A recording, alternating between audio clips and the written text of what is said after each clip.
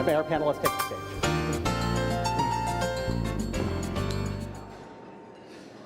Welcome to Friday Forum. I'm Steve Novick, a member of City Club's Forum Board. For more than 100 years, City Club of Portland is where civic-minded people have come together to find solutions to our region's biggest challenges. Today, we're a diverse network of people who are eager to learn, connect, and share ideas for a better Oregon. Thank you for joining us at the Sentinel Hotel in downtown Portland, where thousands of people are joining us online, on the radio, and on TV. Live viewers are watching on KGW's website, Facebook feed, and news app. Our radio audience is listening live via X-Ray FM stations, 107.1 FM and 91.1 FM. And TV viewers will watch today's program via Open Signal's community media television stations. We are incredibly grateful for the support of our media partners in bringing City Club forums to our community. In addition to City Club's valued media partners, our volunteers and staff enable us to put on Oregon's best civic programs week after week. A special thank you goes out to The Standard for sponsoring today's forum. Please join me in showing our appreciation to everyone who has made this event possible.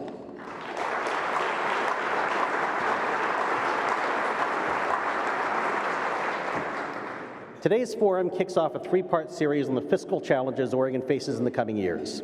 This spring, we'll talk about the unfunded liability Oregon carries, who needs to be at the table to help us all think differently about the challenges ahead, and what solutions will best serve the many communities in our state.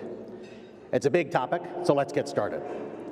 On our panel today is Jesse Beeson, President and CEO of Northwest Health Foundation. Previously, Jesse served as Northwest Health Foundation's Vice President of Strategy and Public Affairs, Executive Director of Proud Ground, and Senior Policy Director of Housing, Culture, and Planning for then Commissioner Sam Adams. Joining Jesse is John Toponia, President of Eco Northwest. Since 1997, John has built consulting practices in education, healthcare, human services, and tax policy for clients including the Bill and Melinda Gates Foundation, the Lumina Foundation, Idaho's Albertson Family Foundation, and Oregon's Chalkboard Project. Prior to joining Eco Northwest, John served as an analyst at the U.S. Congressional Budget Office, where he estimated the cost of Clinton-era welfare reform legislation. Moderating our discussion is Caitlin Baggett, known in some circles as the Wascally Baggett, the Executive Director of the North Star Civic Foundation, a private entrepreneurial foundation focused on crisis-level wealth inequality in our region. The foundation has supported research, economic analysis, and innovative policy development related to poverty and self-sufficiency in Oregon, as well as housing affordability and recently the fiscal health of local governments throughout the state.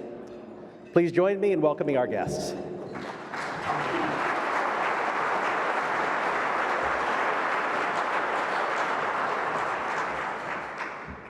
Steve, thank you for telling everybody my secret nickname. You've blown my cover. Everybody, it's really a huge honor to be here with all of you today. It's always wonderful to be at City Club and to see such a great turnout for this important event. We're talking today about Oregon's next 20 years. It's a conversation that connects budgets and taxes, our priorities and our promises. And this is a conversation that is for every person, community, jurisdiction, and sovereign nation in the state. It may sound wonky or complicated, because it is, but the aim for today's conversation is to start a new statewide approach, how we think about what we owe each other and how we take care of each other. How we take care of our kids, the elderly, the places we call home, in communities, in our families, and across the next generation. Because here's the deal. None of you came to City Club today to learn if our state is financially out of balance. I suspect that you know that Oregon's economy is growing while teachers get pink slips. And that at a time when our state is attracting new businesses and generating new industries, we are shuttering libraries and limiting 911 service. What's happening doesn't make sense. And many of us, sometimes in different directions, are pursuing ways to solve these important challenges. The question is, what must we do differently together that will change the foreseeable trajectory in front of us. Today, I'm going to talk about 3 pivots that we can make together to move toward conversations and toward actions that will be needed to ensure a balanced and healthy fiscal future. The pivots are: 1, from state to local; 2, from biennial to generational; and 3, from political to civic. But before the pivots, 2 things. 1, I think I need water here. And 2, I want to give you a little bit of context about how we got here. 2 years ago, I asked a small group to study this issue. The Women's Foundation, the Ford Family Foundation, thank you, Steve, the Federal Reserve Bank of San Francisco, Craft 3, and ALF Oregon. And what we wanted to understand was what the financial stresses that we'd been hearing about in the news and learning about from the communities that we are all working in, what those financial stresses would mean for communities and for the ongoing economic strength of our state. How long do we have to act? Who is the we that will need to act? And what is the scale at which we need to be designing solutions? We commissioned analysis to model the fiscal health of 35 local governments in Oregon through the year 2022. And our starting question was, from the perspective of an Oregon family, what does it mean if your kid's school is cutting teachers or school days? And in addition to that, the city that you live in and the county are limiting critical public services. And it turns out that local governments provide many of the services that we rely on most every day: libraries, health and mental health care, transit and road maintenance, police and fire protection, community parks, economic development, and housing. And what if on top of all of those things, the state is also tightening budgets? I need to give a really giant thank you to our partners in this research: Portland State University's Center for Public Service and Echo Northwest. They did outstanding work. Thank you.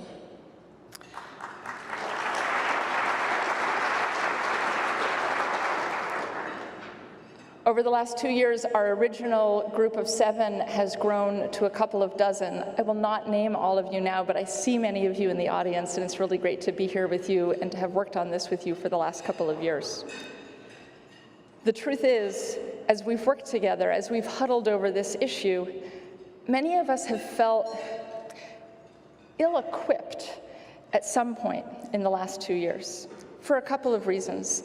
Highly technical policy issues have a tendency to eject newcomers. So as we today get further into this discussion, and you hear yourself saying, but I don't know enough about public asset management or tax law or whatever it is that trips you up or makes you feel uncomfortable or unsure, I invite you to stick with it. We need you to be engaged in solutions. If not, our positions have a tendency to grow from identity or ideology, and that makes this problem so much harder to solve. This issue has been deeply polarized. To move forward, we need to take a step back from the conversation as we've heard it. Labor versus business, Democrats versus Republicans, or pitting public workers against the public services that they provide. There are different and competing stories about how we got here. However, the financial challenges that we face now are bigger than adjudicating the history of what brought us to this point. But there are hard feelings about how we got here. Those feelings, if not addressed, threaten to constrain the set of solutions that we bring forward. These challenges look like hard math problems.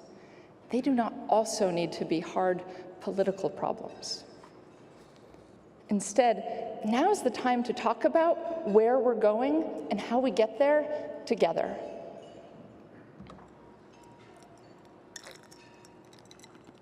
So, where are we going? This, by the way, is the part of the speech about the data. This is the part where I normally look at my phone. I'm going to encourage you to stay with me. It's like 6 minutes. I know that you can do it. So, the research team asked, will local governments be able to provide the same services in 2022 that they provide today? For 30 of the 35 governments that we looked at, the answer is no. In Redmond, Roseburg, Hermiston, and Portland, the answer is no. They will not be able to provide the same services. In Klamath Falls, Newport, and Ontario, the answer is no. They will not be able to provide the same services. With additional projections, we see persistent, growing structural imbalances through the year 2037. That's 18 years of deteriorating conditions for our schools, our counties, and our cities. And at the bottom of that trend, it will reach an average annual imbalance of 6%. Is a 6% imbalance a lot? This is a fair question to ask. When I first saw the number, I had no context for it.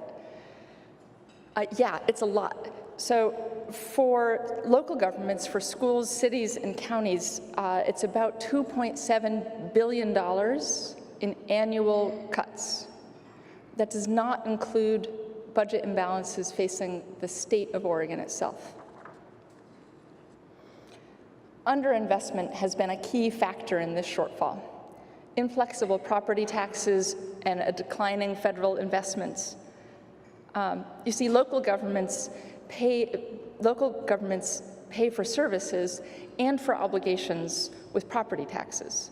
But in the 90s, tax rates were reduced and frozen by measures 5 and 50, and they cannot be changed without a statewide constitutional vote. And on the cost side, we have Oregon's pension plan. Each government, every public employer, is responsible for the costs related to their workers. A little history might be helpful here, particularly for those of us who weren't there. The policy decisions that have elevated the cost of Oregon's pension system started in the 1960s, and they extended through the 1990s. It's like from the Beatles to Nirvana.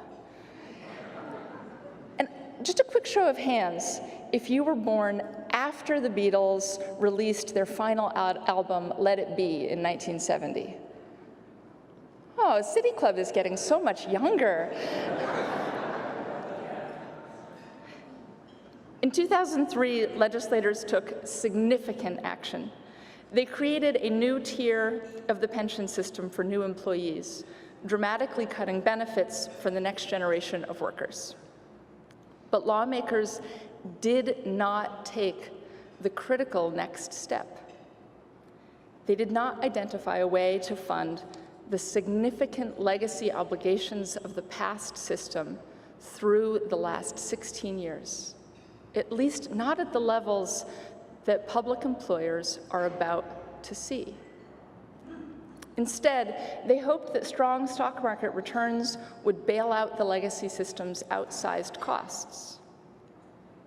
Just the opposite happened. The stock market crash of 2007 compounded these mistakes, more than doubling legacy obligations in the system. And these legacy obligations now represent a large and growing share of government budgets. There are many ways to pay for the legacy obligations that were created more than a generation ago, before many of us were born. But here is the plan that we've inherited. We will pay for the legacy obligations over the next 20 years by withdrawing $30 billion from public services.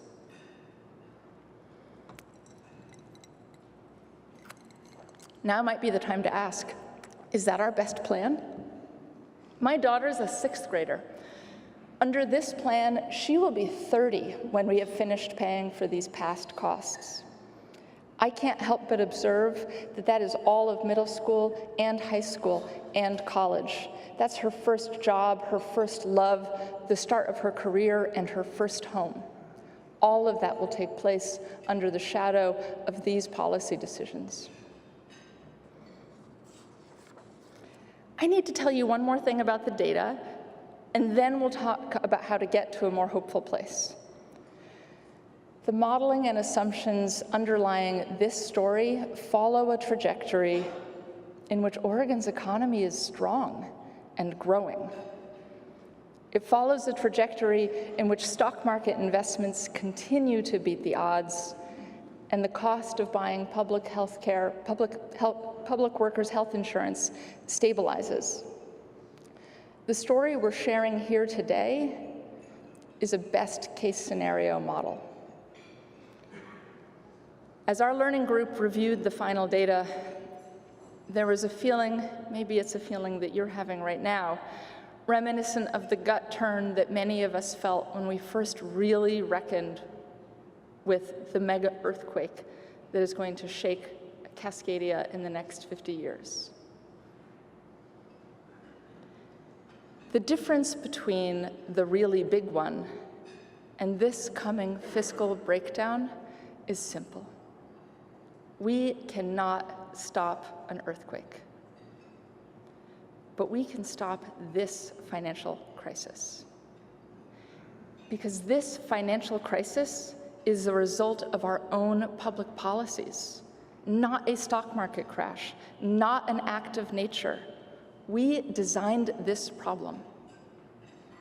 Oregon governments and voters have the tools to determine when financial hardships will hit, how deeply they will impact communities today and in the future, and perhaps most importantly, which communities will carry the heaviest burden by income level, by geography, by race, and by generation. I'm going to say as concretely as I can the kinds of things that we're going to need to do. As we learn together, we can improve this conversation, but here's a place to start. This is tough. I'm saying that we can solve this. I'm not saying that it will be easy. We have to make meaningful decisions. We have to make them together, and we have to make them on time. To do that, as we move forward, I recommend 3 fundamental pivots in how we as Oregonians think about and approach this state's fiscal future. Pivot 1, from state to local. As long as we identify Salem as the problem and the state budget as the focus, we miss the full scale of the issue. When designing solutions, we should not separate the needs of state and local governments and the communities that they serve together. Doing so misses the larger share of the financial hardship, but also the interdependence of those budgets. And maybe most importantly, it ignores the reality that Oregonians experience all the benefits of living in this wonderful state in community, not agency by agency or bureau by bureau.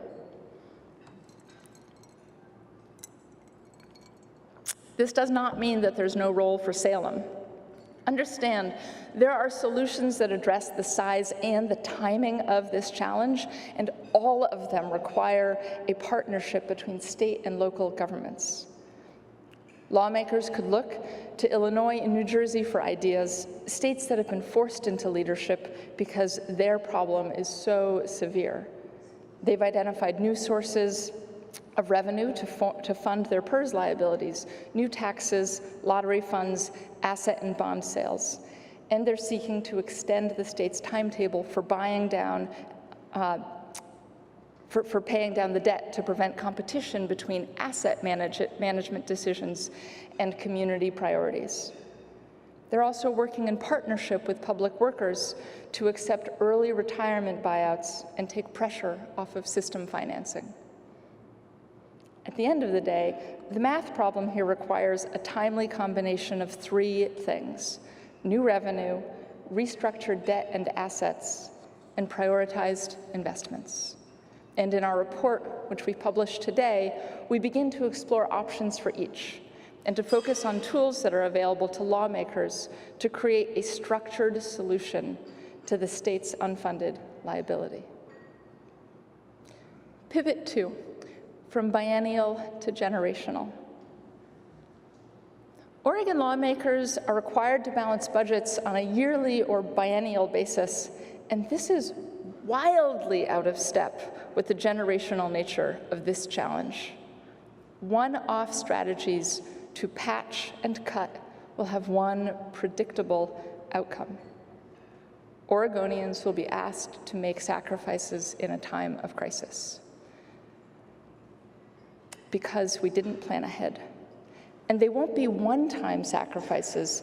The imbalances will require adjustments year after year through 2037. We can do better than that. We have to do better than that because we know what happens when we ask communities to make a sacrifice in a time of crisis. Black and Latino and Indigenous people, elderly people, women, people living on low incomes, people with disabilities, our friends, our neighbors, the people we love are asked to make the deepest sacrifices in those situations.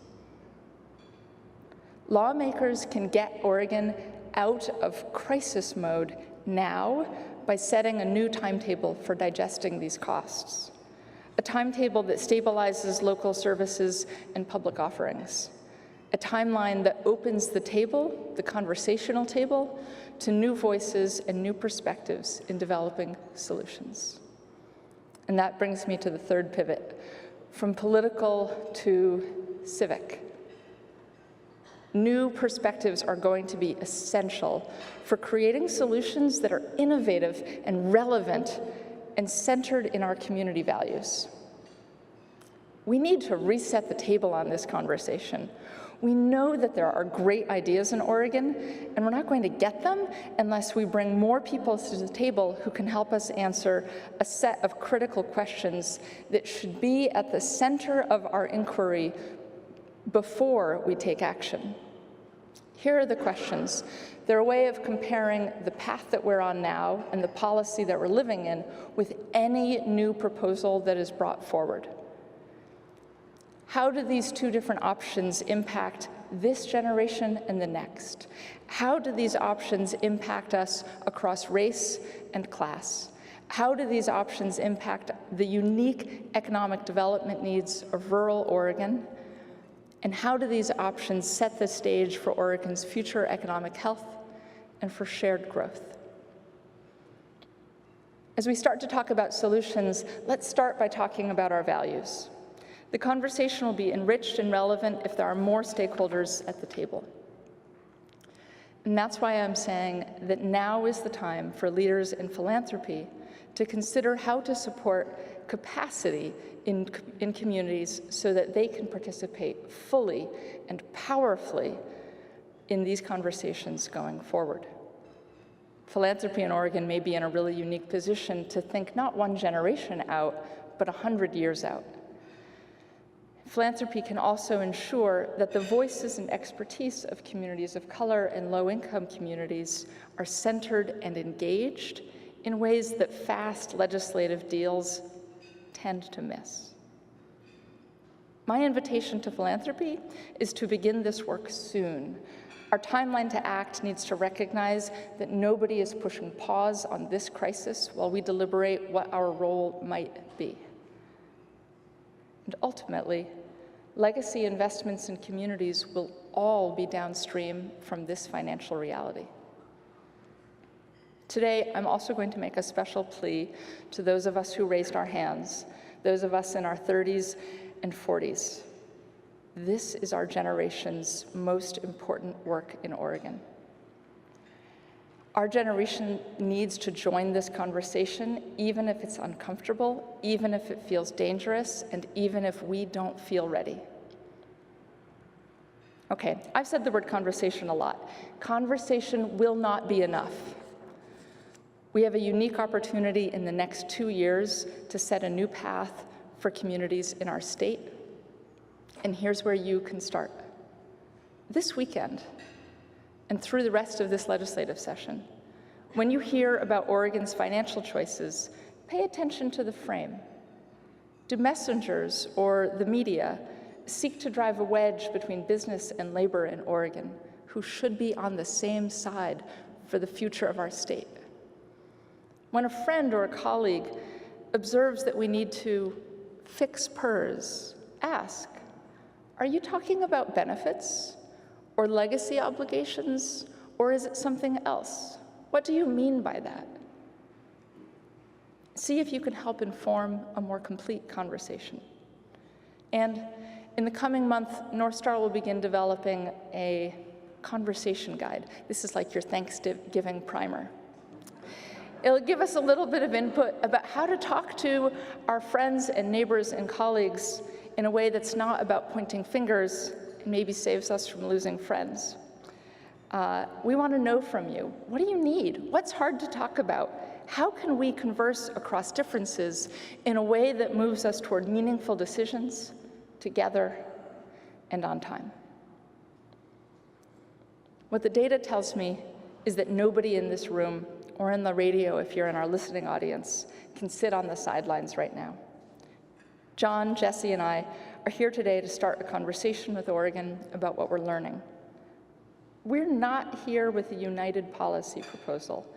And in fact, as individuals, there are places where we do not see eye to eye. But where we do see eye to eye on this is the need to accelerate a new approach to solving this problem in the next 2 years. So let's start talking. John and Jesse, I'm going to invite you to come on up here. We'll have an organic conversation between the three of us and with members of the audience. It's time for us to start talking about our next 20 years, and then we can talk about the 20 years after that. Thank you.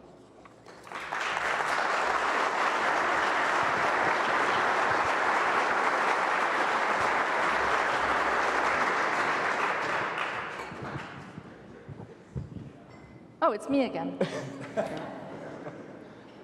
For our radio audience, this is City Club of Portland's Friday Forum. I'm Caitlin Baggett, Executive Director of the North Star Civic Foundation, and I'm here today talking about Oregon's fiscal future with Jesse Beeson, President and CEO of Northwest Health Foundation. Hello, Jesse. And John Toponia, President of Echo Northwest. Hello. So let's start off with a simple question for each of you. What brings you to this conversation? I'm going to start with you, Jesse. Okay. What's a health foundation doing here? So I think for us at the foundation, we know that health comes from a lot of things. It comes from a good education, a good job, a sound economy, safe communities. And we've struggled and wrestled with and finally acknowledged that those things are actually driven by public policy, by public practice, by public resources. And that's what determines who gets the good stuff, right? And so when we saw how big this problem was that Oregon was facing, we didn't think we could sit it out. So many, the health of generations of Oregonians is at stake, and so we got to be in the room. Thanks, John. Well, and Echo Northwest is a likely suspect here. We've been doing public policy work in the state of Oregon since 1974, when the assumed earnings rate of the PERS fund was 5.5%. So since then, we have done hundreds and hundreds of reports for local governments across the state, cities, counties, school districts, water districts, parks, transit, et cetera. And we've seen, not only seen this problem coming, but we've been actively engaged in it. I have twice defended or attempted to defend the state's PERS reforms in front of Greg Hartman and the Supreme Court Special Master, and at one point advised the Revenue Restructuring Committee for Governor Kulongoski. John, you have been working on this issue for a long time. What keeps you going and what feels hopeful about this conversation today? What keeps me going general persistence. But in terms of hope, I've always been hopeful in the context of Oregon. I mean, just looking out at this crowd and how many people have come to engage in this conversation makes me hopeful. Oregon seems to be a state that is still of a scale where you can convene an appreciable number of people and solve big problems. And I feel like Oregon has an advantage there relative to places like California. I'm also very helpful that the foundation communities have gotten engaged, because trust in institutions is not at an all-time high. There are many institutions that folks don't trust, but foundations are still trusted. And so I think foundation leadership going forward on this topic is critical and makes me hopeful. Jesse, as you've dug in over the last year, what surprised you the most about learning about this issue? I would say a few things. One, there isn't one reason, and you talked about this in your speech, there isn't one reason why we're in this place, right? It is a series of well-intentioned and then also bad decisions over the last 30 years that have disinvested in communities and got us to this point. So I think that was a shocker for me, because the media says it's really this one issue. It's not. Two, I think I was shocked that there's no plan. That our plan is to take $30 billion out of public services for the next 18 years, instead of like an actual plan that addresses the crisis. So I thought smarter people than me had already come up with a plan. Third, that there is no one in the state that is compiling all of the work that the public sector does in understanding meaningfully how much money are we talking about? What is the crisis, right? It took Caitlin with a wonky question and a bunch of people and a bunch of philanthropists to actually understand the compilation of the crisis. So all those shocked me. John, as we've been talking over the last year, you and I have had a lot of some tough conversations, good conversations, learning together. Could you talk a little bit about how your thinking is evolving on this issue? Well, in terms of evolution, the problem has evolved a little bit more than my thinking.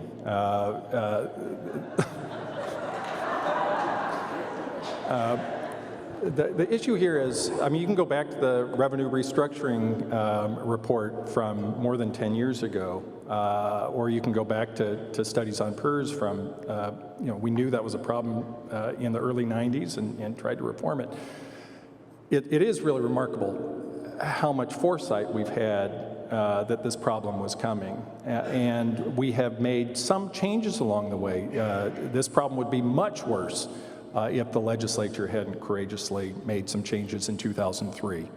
And we have made some tax changes over time at the state level, but insufficiently. And so now here we are sort of at the doorstep of some real shift in the delivery of public service. And so that urgency, it becomes, like you say, the big one, a focusing event of the problem that is very different than it's ever been in the past. We're talking about broadening a conversation, and in that spirit, we've asked a couple of people to share some observations or a question with us from community groups. And I'm going to start, I'm just looking around the room for who has the microphone. And start with, the microphone is over here. Ashley Henry with Business for a Better Portland would love to hear an observation or question. What do you want to add to this conversation? Thanks so much, Caitlin. My name is Ashley Henry. I'm the executive director of a group called Business for a Better Portland. We're a membership organization that represents over 300 companies and organizations in the Portland metropolitan area that take a holistic perspective about what it means to be good for business. And what's good for business is a community that has affordable housing, that provides for quality education, and a lot of other things that I'm sure we all share concerns about. My question today is actually for John. I'm curious, how do Oregon's corporate taxes compare to the national average, and what would our revenues look like in this state if we actually had a corporate tax in our state that was on about the national average? All right, so I think this has been fairly well disseminated in no small part because of the Measure 97 campaign. Oregon consistently, from Ernst & Young and Anderson Consulting and other, ranks near the end of the distribution, the tail end, the small end of the distribution on state and local business taxation. Most of our taxes, if you look across corporate income taxes, property taxes, et cetera, S-corp taxes, pass-through taxes, et cetera, are average. Where the big difference comes in is that we do not have a retail sales tax, and so consequently businesses do not pay taxes on their inputs to production when the materials and supplies that they use to make the things that they make. And so consequently that is what puts us at that end of the distribution. The number that I think is in Caitlin's report, we calculated, and I don't have it off the top of my head, but it would be quite a bit more if we were at the national average. I remember it. Thank you, Caitlin. So it was $1.6 billion per year. If we were at the national average. Thank you, Ashley. Ana Del Rocio with ColorPack. Thank you. Thank you. Hi, yes, my name is Ana Del Rocio. I serve as the Executive Director of Oregon Futures Lab and ColorPack. With our partners, we uplift leaders of color to enter public office and govern effectively across Oregon. A couple of points struck me in your presentation, Caitlin. Firstly, your first pivot from state to local. That really underscores what we often talk about around the need for elected officials to be truly accountable to their constituents. We don't live in either a state or a city or a county. We live in all of them, and we deserve leaders that not only understand the cross-jurisdictional nature of this crisis, but will also be committed to work in a cross-jurisdictional way to solve it. It's also why we uplift leaders that both look like the communities they serve and work to transform the ways their bodies of government engage with those same communities. So it's going to be critical if we are to avoid this earthquake to invest, like you said, in the capacity of directly impacted communities, rural communities, people of color, people living on low incomes, to organize, because that strong community organizing infrastructure is the vehicle through which we will hold all elected officials accountable for the way they lead us through the next several generations. My question is, what will it take to broaden the understanding of that need to invest in that capacity? Because Jesse and the Northwest Health Foundation has been a very strong partner locally in increasing and maximizing that capacity, and we can see a lot more of that. And what do you think it will take to get there? Well, I think it looks like a few things. I think it does look like the philanthropic community stepping up in new ways and not just being a responsive grant maker, but to say this project facing Oregon is worth investing in new leadership to get up to speed on the issue, get up to speed on the possible solutions, and to be invited in the rooms they're currently not being invited in to help develop solutions. So I think there's a role for philanthropy. I also think there's a role for elected officials to end the idea that the business community and the labor community are proxy for the people that actually live in our communities. We need different kinds of voices to develop different kinds of solutions. And if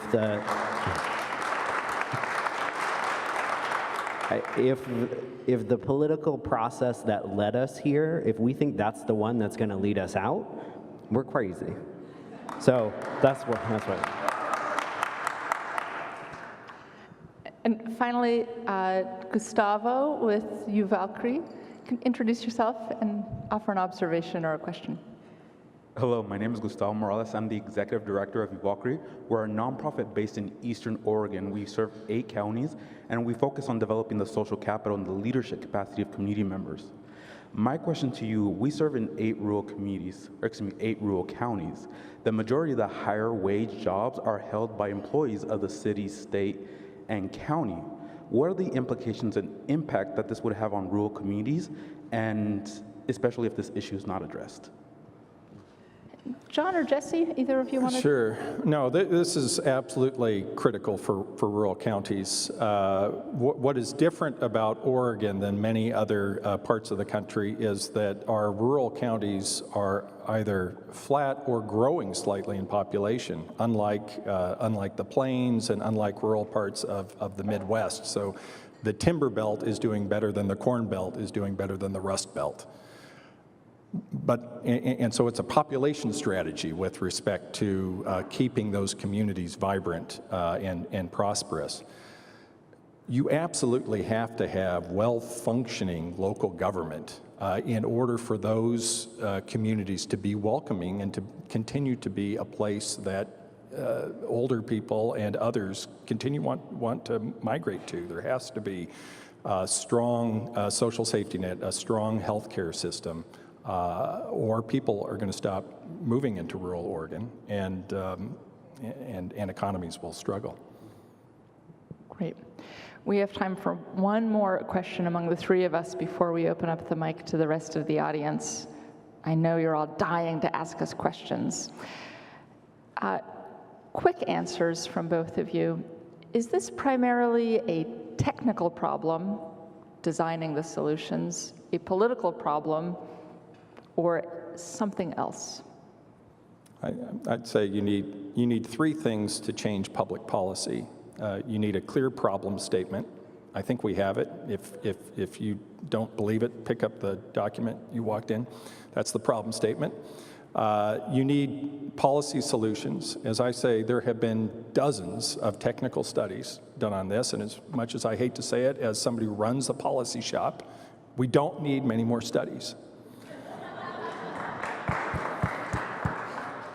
And that leaves the third component, which is the political ways and means to understand the problem and pick up the solutions and implement them. So I would say this is 90 to 95% a political issue. It is not a technical one anymore. I mean, I agree it's a political issue. I think it's also a civic issue. I think that the opportunity has been framed narrowly around a very specific problem of PERS, right? And I think for the communities that we serve, they see the scale of this problem and they actually think that there's more than just one solution on the table, right? People want to talk about reforming our property tax system.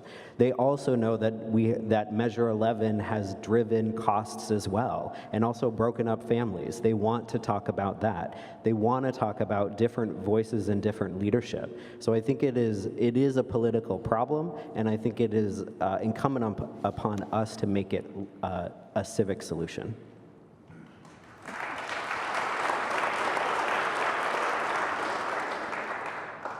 For our radio audience, this is City Club of Portland's Friday Forum. I'm Caitlin Baggett, Executive Director of the North Star Civic Foundation. I'm here today talking about Oregon's fiscal future with Jesse Beeson, President and CEO of the Northwest Health Foundation, and John DePonia, President of Echo Northwest. Let's now go to the audience for some questions. Everyone watching or listening today is welcome to ask a question. If you've written a question on an index card, hold it high for City Club staff to collect. You may also submit questions via Twitter using the hashtag FridayForum. And to City Club members who would like to ask a question at the microphone, please identify yourself as a member and ask one question in 30 seconds or less. Hi, I'm Jim Labby, City Club member.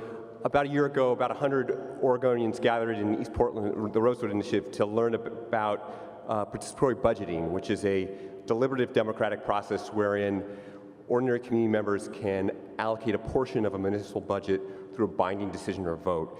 It's one mechanism for allowing ordinary people to exercise real power and real responsibility over these budget decisions.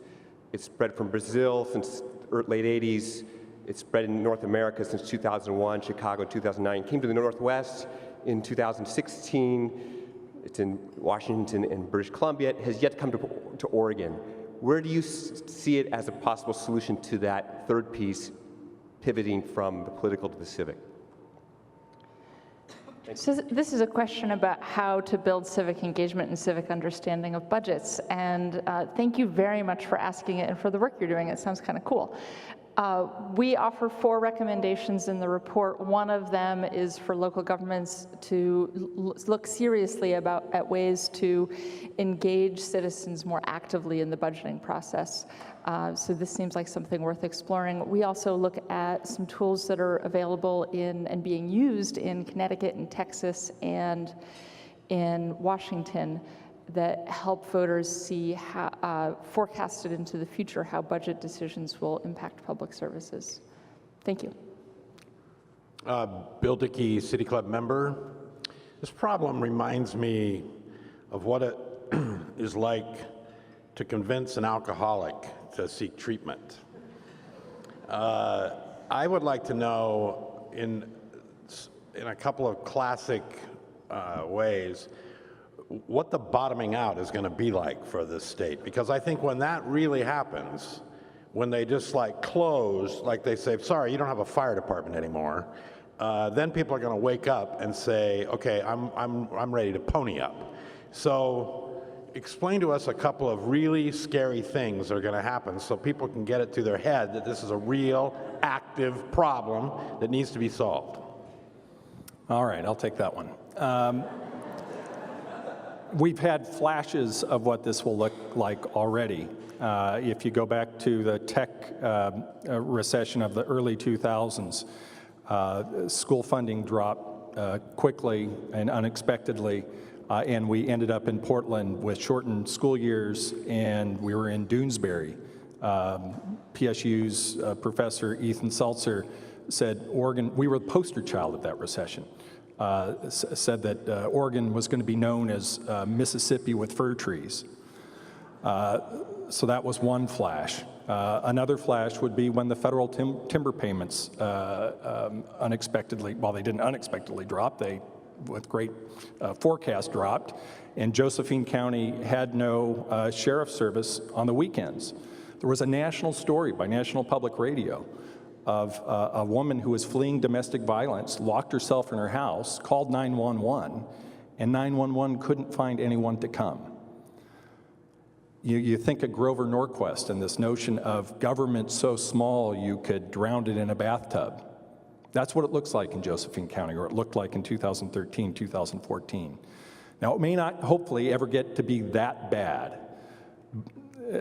in the future, but it's going to be versions of that, and it's going to be sustained. This is a 6% drop in budgets. For public services, that will be like entering a recession and not exiting it for 20 years. My dad knew that drinking was bad for him. The painting the direst pictures was not actually what got him to stop. What got him to stop was being called to what it meant for his family. And I think the metaphor applies here. Caitlin said, the question is, what do we owe each other? It is a moral question about what our responsibility is to our neighbor and to those that come after us. So I think we do need to understand the impacts, but I think we also need to call ourselves to a higher moral question about what's really at stake here and what is the compact that we have between each other.